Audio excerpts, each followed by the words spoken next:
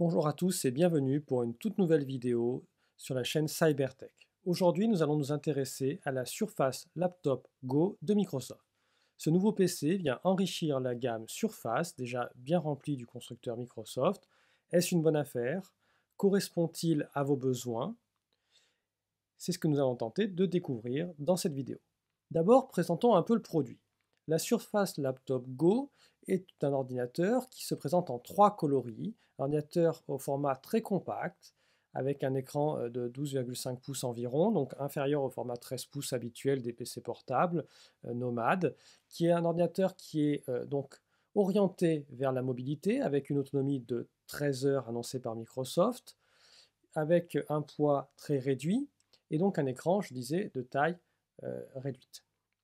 Si l'on va un peu plus loin dans les caractéristiques techniques de la machine, on peut s'apercevoir qu'on est en présence ici d'une machine principalement destinée à la mobilité, dans des usages que je qualifierais de classiques, c'est-à-dire des usages de bureautique, de surf Internet, consultation de mails, lecture de sites, mais aussi visionnage de vidéos sur des sites tels que Netflix, OCS, Amazon Prime, etc. On n'est donc pas du tout sur une machine qui est destinée à de la retouche photo, de la 3D, du gaming ou encore du montage de vidéos. Cette machine est donc pour des usages basiques, c'est pour ça que beaucoup la présentent comme un concurrent des Chromebooks. De par ses finitions, cependant, on est en présence d'une machine qui a un très bon niveau de finition. Elle a notamment un clavier extrêmement agréable pour la prise de notes. Elle a un lecteur d'empreintes digitales pour sécuriser le démarrage de la machine et un écran dont le rendu en termes de couleurs est assez intéressant. Cependant, cette machine n'est pas parfaite. Il y a des défauts si l'on regarde les caractéristiques techniques plus précisément. Et c'est ce dont nous allons discuter dans quelques instants. Au niveau des caractéristiques techniques, on peut déjà regretter que si l'écran est de bonne qualité, avec sa taille de 12,4 pouces, en revanche, ce n'est pas un écran en 1080p. C'est une résolution de seulement 1536 sur 1024, qui en fait du coup un écran un peu limité de ce côté-là. Donc il y a eu des économies qui ont été faites. On est cependant sur un écran tactile, c'est à remarquer.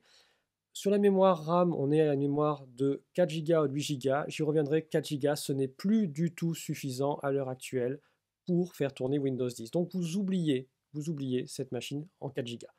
On est sur un processeur Intel Core i5 de 10e génération, de un 1035G1. Je vais y revenir pour vous expliquer exactement les performances, avec une partie graphique, donc Intel Graphics UHD. Le stockage, c'est soit sur le modèle d'entrée de gamme un eMMC de 64 Go, soit un SSD de 128 Go, ou avec une option pour aller sur 256 Go. J'insiste sur le fait que tous ces éléments ne sont pas par la suite upgradables, donc on est obligé de choisir la machine que l'on veut tout de suite. Le modèle d'entrée de gamme n'est pas intéressant, donc il ne faut pas y aller, il est trop cher pour ce que c'est. Le modèle qui offre selon moi le meilleur rapport qualité-prix, c'est le modèle intermédiaire à 799 €, qui là présente une expérience utilisateur plutôt intéressante, malgré quelques limitations, et surtout on verra qu'il existe des machines plus puissantes dans la même gamme de prix. Le modèle à 999 €, le modèle le plus haut de gamme, n'est pas un rapport qualité-prix intéressant, car la seule chose qui évolue, c'est le SSD, et vous surpayez énormément ce SSD, mieux vaut prendre du stockage externe. Alors, la première limitation qu'on a mise en avant, c'était l'écran, qui n'est pas un écran HD,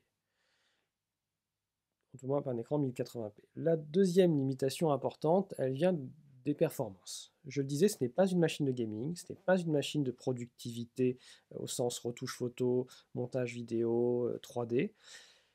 Si on s'intéresse justement aux résultats et au bench de ce processeur, on va s'en apercevoir assez rapidement. Alors, si on regarde ces benches, on voit que bon, les performances d'une machine à l'autre varient. Ce qui explique notamment la variation, souvent, c'est la manière dont le CPU est refroidi.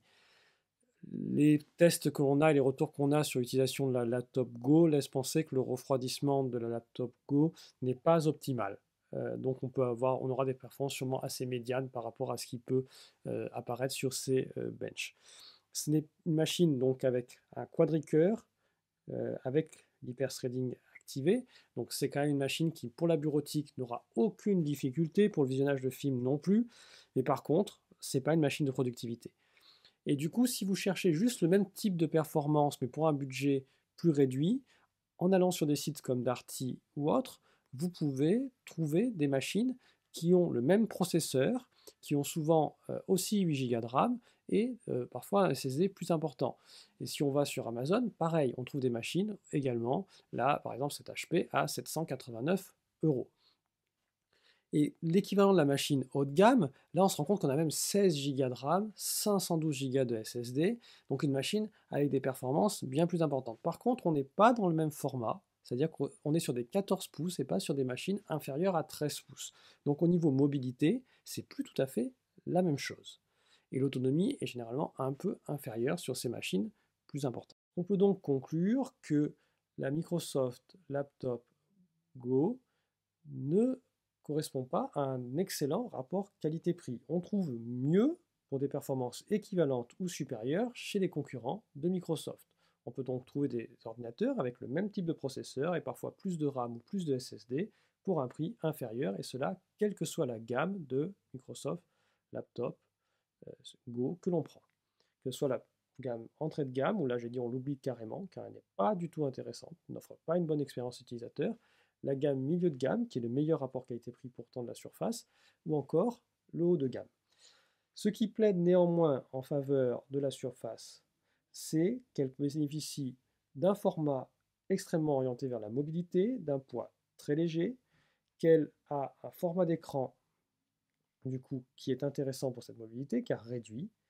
Elle a d'excellentes finitions avec un design plutôt premium, et ses performances dans un usage classique seront donc tout à fait satisfaisantes. L'expérience utilisateur sera positive et intéressante sur la Surface, qu'elle soit à 799 ou à 999.